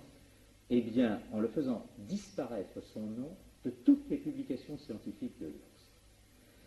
Si on regarde, Lvov, un exemplaire d'une revue anglaise de chimie physique adressée aux scientifiques russes, vous constatez qu'il y a 28 blancs. Ces 28 blancs correspondent aux 28 mentions du nom de Levitch. Il n'existe plus dans la science soviétique. Cette pratique, ajoute Lvov, est générale. Le nom des scientifiques juifs qui ont demandé à émigrer est supprimé aussitôt de toutes les publications scientifiques. Ça vous ramène loin en arrière. Les scientifiques juifs qui demandent à émigrer n'existent plus, même comme scientifiques en URSS. Voilà pour les Otkazniki. Ça peut aller plus loin. Il y a la triste histoire de ce colonel juif, le héros de l'Union soviétique, qui se estimé à vouloir demander un visa et qui a été cassé de son grade, purement et simplement, puis ensuite démis de ses décorations, et il est mort d'une attaque cardiaque, à la suite d'un interrogatoire trop poussé, ce qui a fait que Sokolov a dénoncé cette façon en disant il y a d'autres façons de tuer les juifs que simplement le four crématoire. Je dois cependant dire que sa femme ayant obtenu enfin l'autorisation de gagner Israël, on lui a permis d'emmener le cadavre de son mari et que ainsi on a donné le visa de sortie au cercueil du héros de l'Union soviétique. Les procès ont repris. Les procès ont repris avec les deux modulations que j'évoquais. Je n'ai pas besoin de rappeler ce qui s'est passé avec le docteur Stern, vous vous en souvenez. Le docteur Stern, son aventure est extraordinaire parce que le docteur Stern, lui aussi, ne voulait pas émigrer, c'était ses enfants. Et comme son fils avait demandé à émigrer, et qu'il n'arrivait pas à l'en dissuader, on s'est dit que la meilleure façon, c'était de faire en sorte que ce soit les enfants qui comprennent. Donc on a recherché dans la clientèle du docteur Stern, qui était un grand praticien de la région de Kiev, on a recherché un Ukrainien, près de 500 000, on a recueilli les dépositions de près de 5 000 clients. Et on l'a condamné pour avoir reçu des pots de vin. La liste des pots de vin est tout à fait remarquable. 25 enquêteurs se sont mis sur la piste. On a obtenu dans l'acte d'accusation 700 indications qu'il avait reçues, au-delà du permis, 775 roubles, 2 oies, un coq, 70 œufs. Il a été jugé en 1974 et condamné à 8 ans d'internement pour corruption. Ça a fait beaucoup de bruit. Les minutes du procès ont d'ailleurs été publiées. Ça s'appelle un procès ordinaire en URSS, ce procès du docteur Stern chez Gallimard. Et comme il y a eu là une mobilisation, c'est pourquoi il est si important de se mobiliser, on a réussi à faire libérer le docteur Stern. Mais bien d'autres ne le sont pas, et dans les grandes villes, alors c'est la technique plus spectaculaire, c'est Nashpitz et Stilionov, 5 ans d'exil, et ce sont les arrestations que vous connaissez, Begun, c'est un ingénieur de 45 ans qu'on a mis hors son emploi en 1971, parce qui depuis lors s'est consacré à la culture juive. Il a été accusé de parasitisme, il ne justifiait pas d'un emploi. Par conséquent, il était devenu un parasite de l'Union soviétique et condamné à 2 ans. Et puis, vous avez Anatole Sharansky, que on connaît bien, parce qu'il est mathématicien et qui a été arrêté le 15 mars 1977 et qui figure parmi les activistes sur le sort desquels nous avons les plus grandes inquiétudes. Et au-delà de ça, vous avez alors ceux que nous ne connaissons pas et ceux qui font l'objet des persécutions quotidiennes, des petits procès infimes, des provocations que j'évoquais. Je me souviens d'une affaire que m'avait signalé un de mes amis, d'un homme comme ça, je le racontais tout à fait au début, qui sortait de visiter sa femme qui venait de l'hôpital et qui avait agressé d'abord une jeune femme pour lui arracher son gâteau. Enfin, qu'il n'avait pas à ce point-là. Et ensuite, l'intervention d'un camion de miliciens étant intervenu aussitôt, c'était une rue où il n'y avait jamais personne, mais ce jour-là, il stationnait comme par hasard quelques solides gaillards de la police locale, et les ayant brutalisés sans merci, il était seul, ils étaient 4, il avait 47 ans, ils en avaient 20, mais ça fait rien, il les a roués de coups, c'était l'Hercule juif local, on l'a traîné en correctionnel. Là, il est tombé sur un avocat, homme de devoir, que je salue au passage, et qui a fait remarquer quelques évidences. Comme par exemple le fait que son client avait 3 dents en moins et qui promenait visiblement d'un coup de poing, comme le fait que, alors que les miliciens déclaraient avoir été violemment agressés et produisaient leur chemise, les par-dessus étaient intacts et avec tous leurs boutons. Bref, une série de considérations que n'importe lequel d'entre nous aurait fait valoir. Le client a été condamné à 2 ans. Quant à l'avocat, il a été radié du barreau de l'URSS. Triste histoire.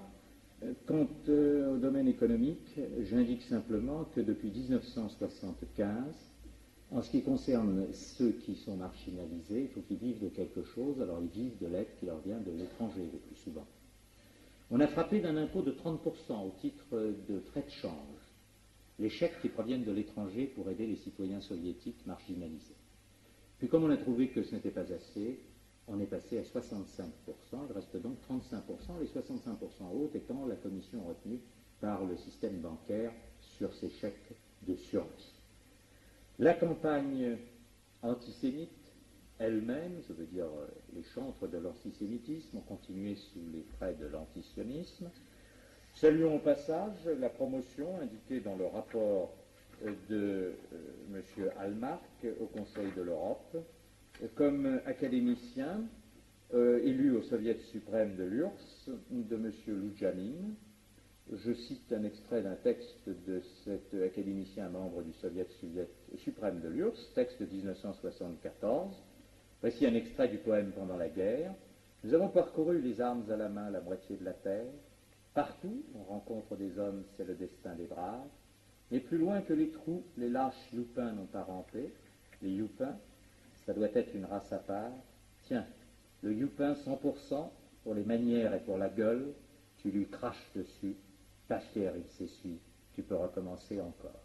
Minsk, 1974, membre du Soviet suprême de l'URSS, c'est publié dans la situation de la communauté juive en Union soviétique, rapport de l'Assemblée consultative du Conseil de l'Europe.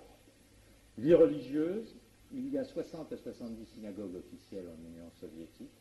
Depuis le 23 juin 1975, comme ces 60 synagogues, vous le pensez bien, ne pouvaient contenir la masse des fidèles, ils se réunissaient dans des appartements. Depuis le 23 juin 1975, il faut une permission spéciale pour célébrer un minyan dans le cadre d'un appartement privé. Vie culturelle clandestine, avec perquisition et saisie, isolement à base de saisie de correspondance, agressions diverses, je laisse ça de côté, et régression culturelle, qui est peut-être un des aspects les plus cruels. On a constaté qu'alors qu'il y avait 112 000 étudiants juifs admis dans les universités entre 70 et 71, entre 72 et 73, le chiffre est tombé au-dessous de 85 000, et alors qu'il y avait de 2000 à 3000 juifs qui accédaient au rang de travailleurs scientifiques par an entre 55 et 70, depuis 1973, ils ne sont plus que 1000 par an. Voilà la situation, les procès dramatiques, c'est, je dirais, ce qu'il y a de plus saisissant, qui mobilise le plus les consciences. Ce qu'il y a peut-être de plus important, c'est cette usure quotidienne. Et c'est ces 1000 entraves apportées au courant des migrations, avec le renoncement progressif à l'espérance, l'abandon de la culture, la difficulté de demeurer juif au sein d'un univers anti-juif, et l'effacement espéré au terme. Alors, à nous, qu'est-ce qu'il revient de faire? Dans les circonstances les plus dramatiques, là, je reviens à l'ensemble du monde, je peux vous dire, et je tiens à vous dire, que la seule chose, mais essentielle, que l'on puisse faire, et qui paraît dérisoire au premier abord, et qui est essentielle, c'est briser le mur du silence. Ne vous dites pas ma signature, ça sert à rien. Ne vous dites pas mon télégramme, il ne vaut rien. Ne vous dites pas mon nom est inconnu. Ne vous dites pas tout ça, à quoi bon?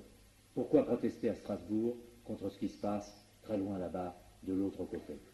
Non. Et ce que je dis là à propos des Juifs d'Urs, c'est aussi vrai en ce qui concerne tous les autres. La seule menace qui fasse reculer un instant où que ce soit les violations des droits de l'homme, c'est le fait qu'on les rende publiques. Et du côté des tortionnaires, on sait que les choses deviennent publiques quand on s'aperçoit qu'on en parle. Tous les mauvais coups se font dans la nuit. Toutes les injustices et tous les crimes se font dans la nuit. Et ça n'est, croyez-moi, bien significatif qu'on se soit acharné à rendre si silencieux le massacre des Juifs quand il a eu lieu. Il ne faut jamais supporter notre silence. Jamais. Et ce que l'on peut faire, simplement donner son nom, simplement signer une pétition, simplement la faire circuler, il faut le faire. Moi je sais, je me souviens, j'ai assez défendu l'homme en dehors de France, pour savoir ce que c'est pour un gaillard qui est détenu et qui voit arriver un homme de la Ligue des droits de l'homme ou un représentant d'Amnesty International. Parce qu'à cet instant-là, il sait qu'il n'est pas seul. Et aussi peu que ce soit, c'est l'espérance qui repart et il retrouve les forces. La pire chose, ils m'ont tous dit, c'est l'oubli, c'est le silence, c'est l'engloutissement. Et un engloutissement insupportable si vous pensez que de notre part à nous, c'est simplement une seconde pour une mort, ou un moment, ou une heure, ou une petite action pour laquelle vous ne risquez rien, et auquel trop ne veulent même pas souscrire dans l'espèce d'indifférence monstrueuse. Et ce que je dis là, je le dis pour tous les persécutés. Alors, oui, il y a des organisations internationales qui sont faites pour ça, il y a Amnesty, il y a la Ligue des droits de l'homme, mais il y a la mobilisation des hommes de bonne volonté. Et pas seulement à propos d'un grand procès, à tout moment, en toutes circonstances.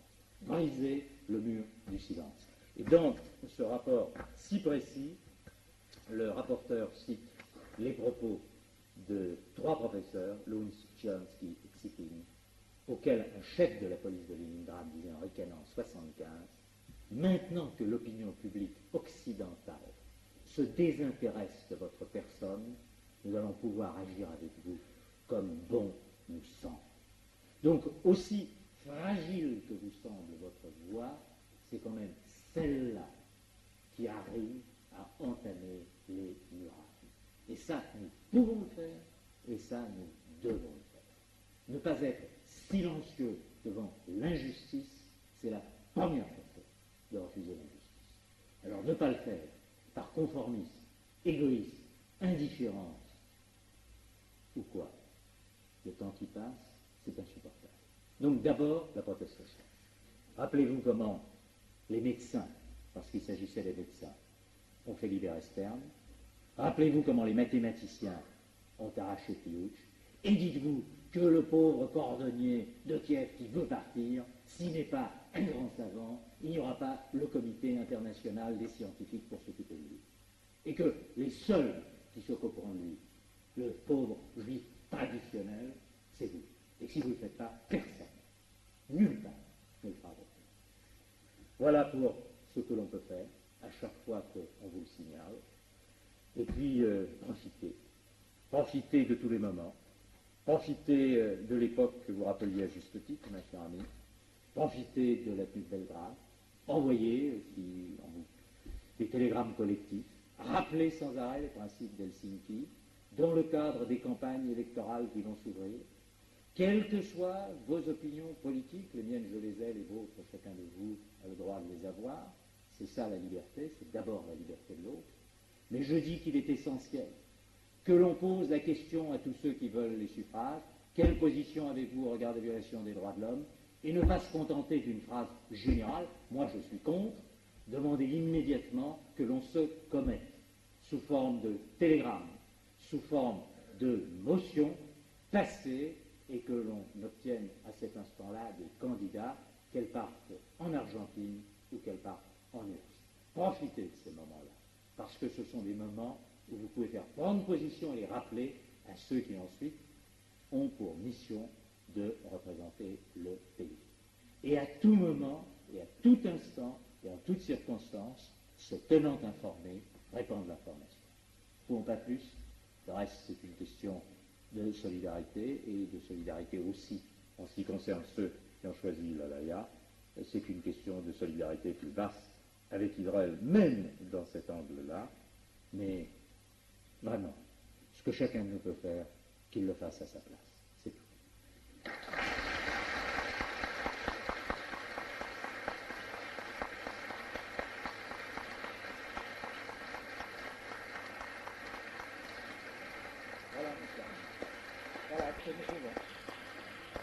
Maintenant, nous sommes tous les trois à votre disposition pour répondre aux questions concernant les juifs d'Urs, la violation des droits de l'homme, et s'il y en a d'autres, mais sans que, hélas, parce que la nuit n'y suffirait pas, ni le jour au lendemain, que nous puissions évoquer toutes les atteintes aux droits de l'homme dans ce triste monde.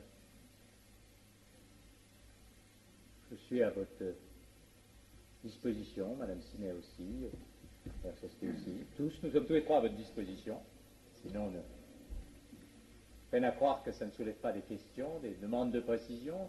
où on peut se procurer de la... Vous voyez, il y a deux façons, il y a la question militante et la question théorique. La question militante, c'est où peut-on se procurer de la documentation?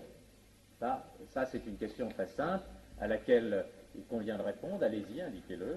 Voilà, voilà. Vous voyez, bulletin d'information, les Juifs en Union soviétique, que vous pouvez vous procurer à la Bibliothèque juive contemporaine, 23 rue Cléry, 75 002 Paris. Je répète, Bibliothèque juive... Mais c'est ça, le militantisme de base. On commence par les affiches, vous savez, et on finit d'ailleurs aussi par les affiches. Bibliothèque juive contemporaine, 23 rue Cléry, 75 002 Paris. Téléphone 508 14 07. Vous avez là une documentation très importante, très renouvelée.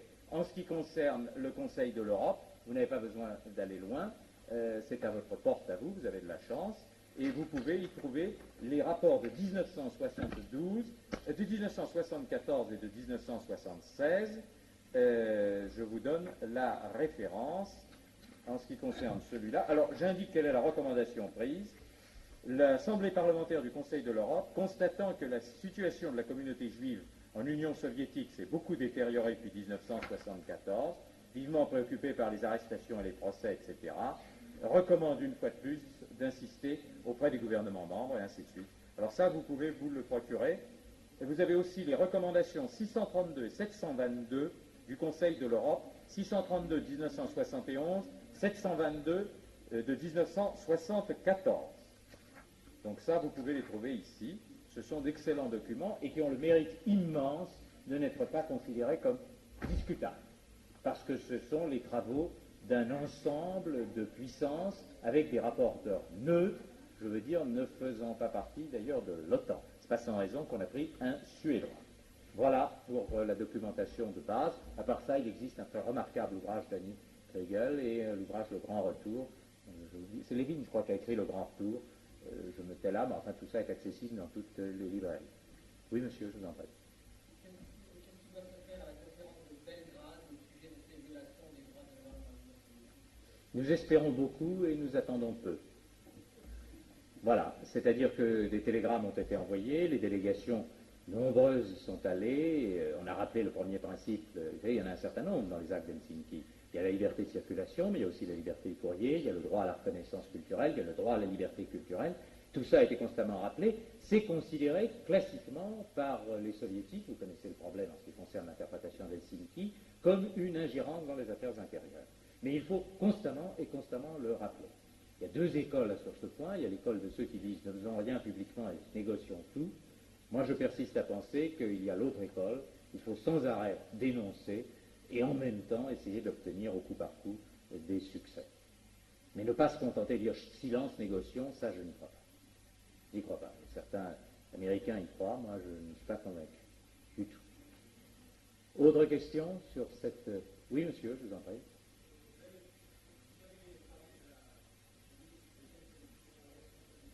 Oui. Oh, à cet égard, elle est tout à fait satisfaisante.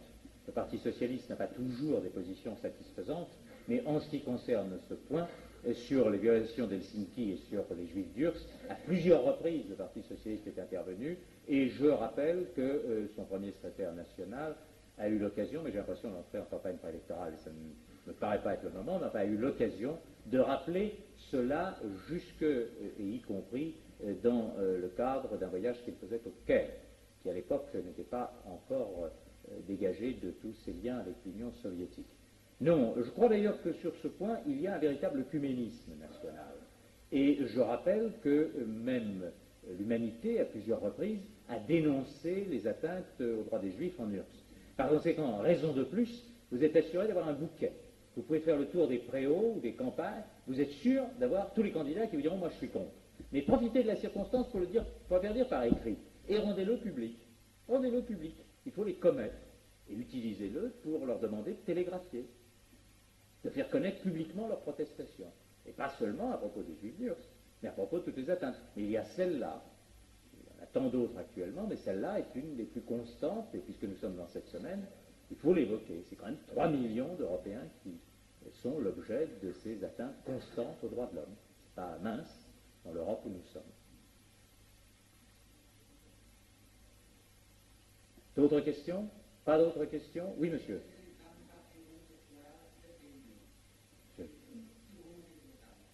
Vous allez les adresser à M. Brejnev. D'accord? Nous allons en adresser un à M. Brejnev. C'est le plus simple. Eh bien, nous allons à l'instant le rédiger et nous allons immédiatement, voilà une motion concrète comme je les aime, la mettre au vote par main levée. Alors, si vous voulez, pendant que je réponds aux questions, cher ami, à vous rédiger la motion. Réunis à Strasbourg, les nombreux participants constatent que, c'est tout, les participants à la réunion d'information sur la situation des Juifs en URSS constatent que, et vous partez du rappel, tenez, vous êtes orfèvre, vous partez du rappel de la recommandation faite, vous constatez que la situation n'a fait que se détériorer, que nous sommes en présence d'un mépris des principes d'Helsinki, et nous demandons à la grande Union soviétique de se conformer aux prescriptions contenues dans les actes d'Helsinki, en faisant respecter en toutes circonstances et en toute occasion les droits des Juifs URSS. Voilà. Et alors, nous sommes combien ici? 500? 200? 300? 500. Eh bien, alors voilà. Alors, non, ça ce sont les chiffres, vous savez. C'est comme dans les défilés. Selon celui qui les regarde, les policiers en ont 30 000 et les manifestants 300 000. Ça fait en dessous 70 000. Non, alors si on est 500, nous sommes 500. Les 500 participants à la réunion tenue ce soir à Strasbourg sur la situation des Juifs à URSS. Là, c'est tout à fait facile. Si vous voulez prendre ma place, moi je vais le rédiger dans un coin pendant ce temps-là. Non, mais ça, je suis tout à fait partant de le faire. Oui, madame? Vous voulez le rédiger? Alors allez-y, je vous en prie. Et n'oubliez pas de rappeler ni Helsinki, ni les recommandations du Conseil de l'Europe. Voilà. Comment? La Déclaration universelle des droits de l'homme, je rappelle, c'est l'année prochaine, son 30e anniversaire. Pas si bien vieilli que ça, mais enfin. Oui, monsieur? Oui. Oui.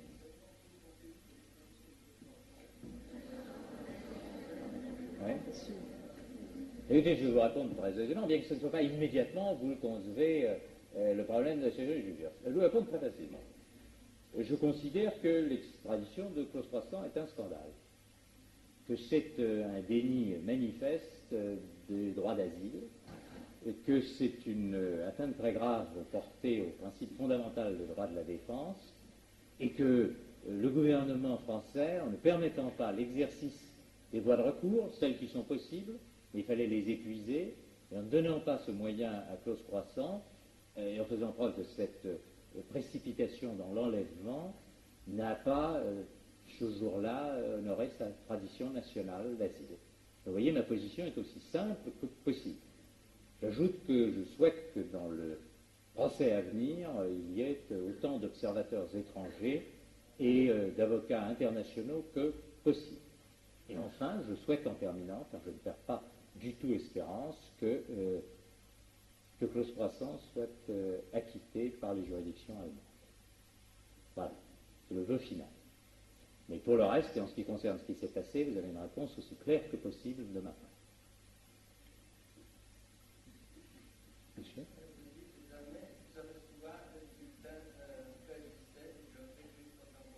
Oui.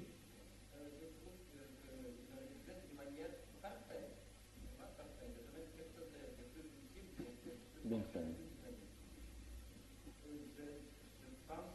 ne pense pas qu'il y aura beaucoup de gens qui vont protester si je vous dis qu'il n'y a pas un seul stand à Strasbourg de justement qui connaissent uniquement le titre.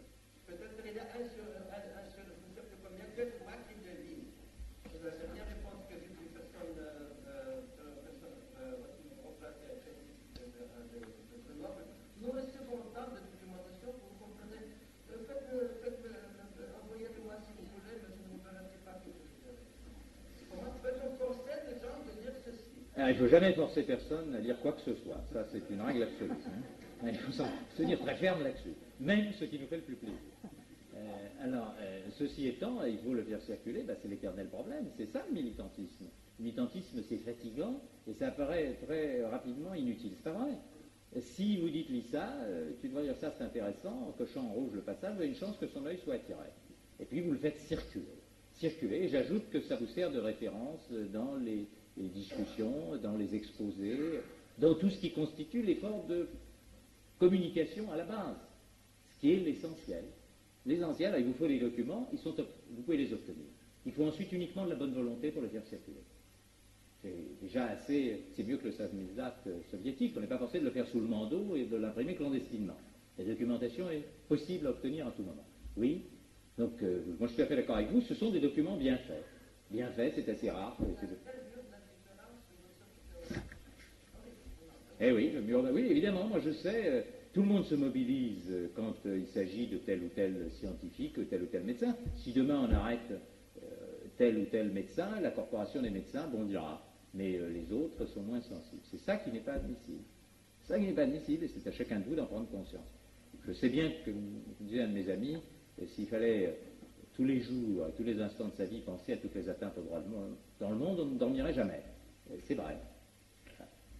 On pourrait faire 1 heure par semaine, je sais pas, comme de la gymnastique, non? Vous voyez pas une réunion obligatoire, pas obligatoire, une réunion facultative, mais recommandée, 1 heure par semaine, sur les violations des droits de l'homme, non? L'Université de Strasbourg fera toutes les semaines une réunion ouverte, venez au forum sur les droits de l'homme, il viendrait quelques personnes, mais il en viendrait. Et en tout cas, ceux qui participeraient feraient du militantisme. C'est ça, l'action, encore l'action, toujours l'action. Et puis vous posez une question. Ah, volontiers. Quel lien voyez-vous entre le combat des dissidents non juifs comme Sakharov et le combat des Hitler? La rencontre sur le terrain des droits de l'homme. La finalité n'est pas nécessairement la même, mais la condition est la même, et par conséquent, la défense des droits se recoupe. Les contestataires et les dissidents sont des hommes qui sont aussi des marginaux, des rejetés, des exclus de la société soviétique. Les candidats à l'émigration, et pour une certaine part les suspects d'être candidats à l'émigration, sont des rejetés de la société soviétique. Ils se retrouvent tous là-dessus, mais ils ne se retrouvent plus sur ensuite l'usage qu'ils feront des droits de l'homme. Les uns disent nous voulons les droits de l'homme pour rester en URSS, et les autres disent nous voulons les droits de l'homme pour quitter l'URSS. Mais tous veulent les droits de l'homme, et tous sont atteints dans l'exercice de leurs droits. Alors, plus spectaculairement quand il s'agit de Pliouch, mais ainsi insidieusement quand il s'agit de l'étudiant juif qui, comme par hasard, n'obtiendra pas d'instruction à l'université. Je ne lui souhaite pas pour autant, pour connaître l'éclat, d'assumer ce que Pliouch a vécu, et qu'il nous a raconté. Ensuite, oui, pardon, excusez-moi, c'est là-haut, excusez-moi, monsieur.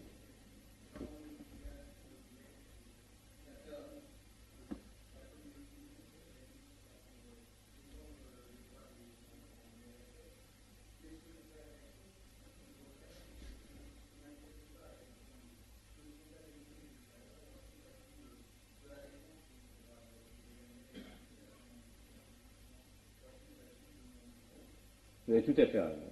C'est un propos que je fais absolument bien.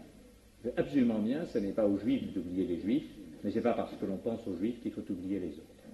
Mais je crois que ça pourrait être vraiment le mot de la fin, si je peux dire. Comment? Parce que je pense que monsieur... Excusez-moi, j'ai pas entendu, mais l'inverse est aussi vrai, parfaitement. Parfaitement, mais vous savez, quand on aime, il faut toujours faire le premier pas. Hein. Sinon, vous savez ce qui se passe. Bon, est-ce que la motion est prête? Ah, je voudrais vous dire ce soir que je trouve que comme l'a signifié tout à l'heure le dernier l'avant-dernier interlocuteur, c'est que Maître Badinter, au fond, il a éveillé nos consciences. Il a éveillé nos consciences ce soir par le problème des Juifs, mais par-delà le problème des Juifs. Et ceux d'entre vous qui sont dans la salle, qui ne sont pas Juifs, mais qui se sentent maintenant, et j'espère, sensibilisés à tous ces problèmes d'atteinte, y compris d'ailleurs celle de Colosse croissant, parce que c'était une question qu'il fallait poser, et la réponse, vous l'avez obtenue, eh bien, il me semble que vous êtes ce soir, je pense, plus mûrs, plus vigilants, et sûrement plus positifs, peut-être aussi plus désespérés, mais en position d'éveil devant les ghettos, devant les malheureux et les misérables de cette vie et de ce monde. Et nous remercions vraiment Maître Badinter d'avoir éveillé à cela. Vous ne vous rendormez pas, hein?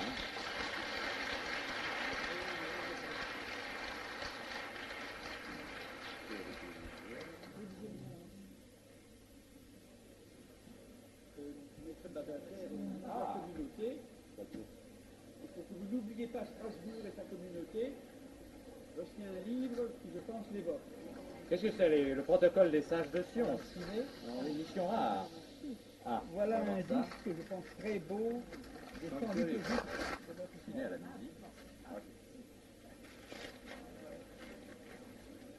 Ah, La motion.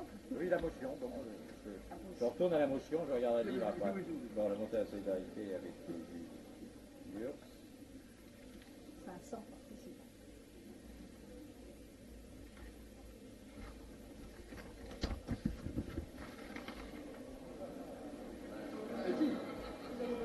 Comment?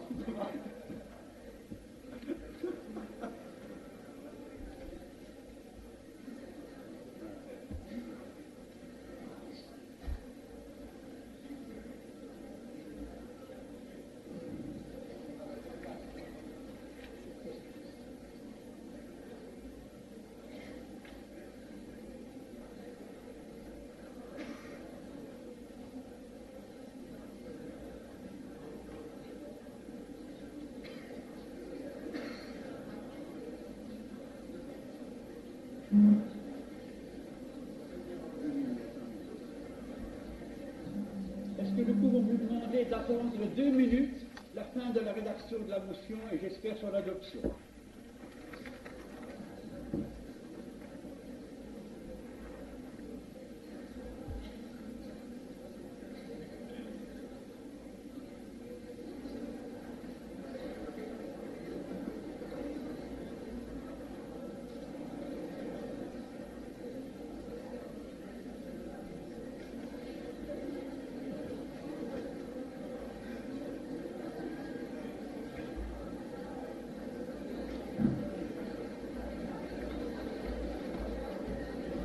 Une chaleur d'un seul coup, il ne faudrait pas qu'il fait une chaleur terrible.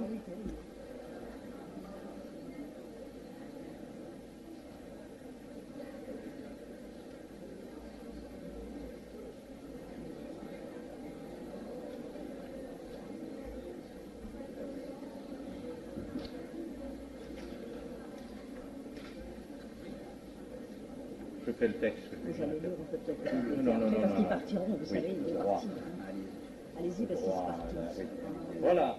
Alors, les 500 participants à la réunion tenue à Strasbourg, nous sommes le 5 décembre, dans le cadre de la Semaine mondiale de solidarité avec les Juifs d'URSS, constatent que la situation des Juifs en Union soviétique s'est aggravée dans les dernières années, rappellent que le droit à la libre circulation des hommes et par conséquent le droit à l'émigration a été consacré par des actes d'Helsinki, invite les autorités soviétiques à assurer le respect de ces droits en même temps qu'à garantir qu'à garantir aux Juifs d'URSS le libre exercice de leur religion et de leur culture nationale.